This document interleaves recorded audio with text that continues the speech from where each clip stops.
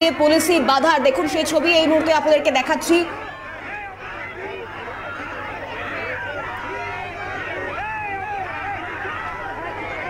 তাহলে এই যদি সিবিআইয়ের ভূমিকা হয় তাহলে আপনাকে তদন্তকারী সংস্থা না জড়িয়ে ওই যে আজকের অর্গানাইজাররা যেমন একটি তালা নিয়ে এসেছেন ওই তালা ঝুলিয়ে রাখুন আর আপনারা বাড়ি যান।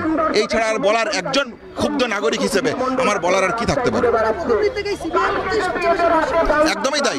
একটা গণতান্ত্রিক পরিকাঠামোতে দেশের সর্বোচ্চ তদন্তকারী সংস্থার উপর ভরসা রাখাটাই তো একজন নাগরিকের কর্তব্য। তাহলে আমি যে কথাটা বললাম যে এই ভরসা রাখাটা কি আমার অন্যায়, এই ভরসা চাওয়াটা কি আমার অন্যায়? তাহলে এইটা যদি অন্যায় আজকে হয়ে থাকে তাহলে সেই অন্যায়ের দায়ে আমি বিদ্ধ হতে পারি, কিন্তু তার অন্যায়ের তার প্রশ্নটা তার যে ভূমিকা নেওয়ার প্রয়োজন ছিল তার ভূমিকার জায়গাতে সে কি কর্তব্য পালন করলো? সে কেন বলতে পারছে না এক না একাধিক ব্যক্তি? সে কেন বলতে পারছে না এই ঘটনার মোটিভ কি? সে কেন বলতে চাইছে না প্লেস অফ অকারেন্স আজকে কোথায়? এই যে সিএসএফএল এর রিপোর্ট এটা তো 11ই সেপ্টেম্বর সে পেয়েছে, তাহলে চার্জশিটে তার প্রতিফলন কোথায় যে না আমাকে আরও অন্য কোনো ব্যক্তি জড়িত থাকতে পারে, প্লেস অফ অকারেন্স অন্য কোথাও হতে পারে? তাহলে সেই অনুযায়ী আমি বাকি। তাহলে আপনি ট্রায়াল শুরু করলেন কেন? আপনি যদি ট্রায়ালেই শুরু করেন শিয়ালদা কোর্টে তাহলে তো আপনি মনে করছেন যে এই জায়গায় বাকি আর অন্য কিছু নেই, একজনই অভিযুক্ত।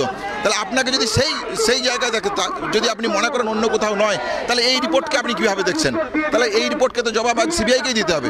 তাহলে যে বিচার ব্যবস্থার প্রতি যে অনাস্থা উঠে আসছে আজকে, সেই অনাস্থা যদি ফেরতেই হয় একজন নাগরিক হিসেবে আমি যেমন রাজপথে থাকতে পারি এই লড়াই আমি করব, ঠিক সেই রকম একজন দায়িত্বশীল তদন্তকারী সংস্থা হিসেবে আপনার রেসপন্সিবিলিটি আপনাকে ফিক্স করতে হবে।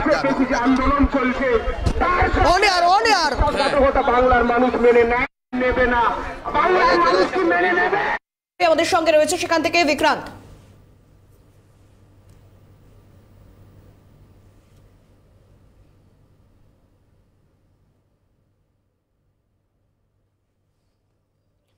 বিক্রান্ত, শোনা যাচ্ছে কি পরিস্থিতি এই মুহূর্তে সেখানকার?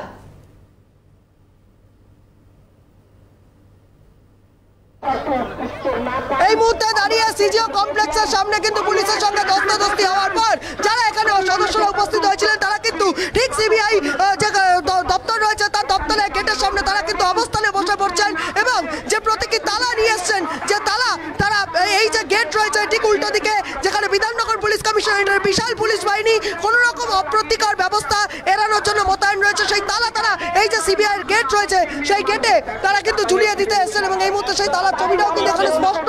এবং আমি কথা বলার চেষ্টা করবো যারা এখানে সদস্যরা রয়েছেন যে কেন তারা আজকে এখানে বসে পড়ছেন সেই জায়গায় দাঁড়িয়ে আমার সঙ্গে রয়েছেন সৌম্যদীপ রায়।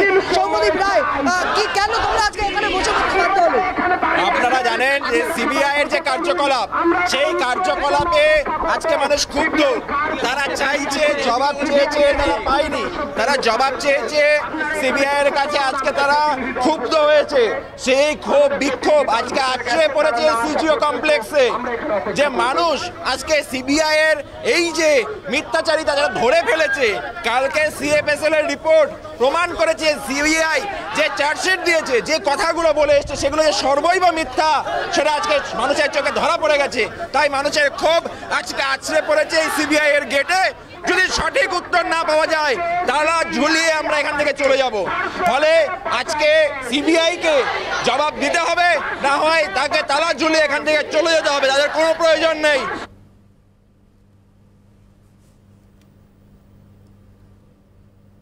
আপাতত ধন্যবাদ জানাবো বিক্রান্তকে।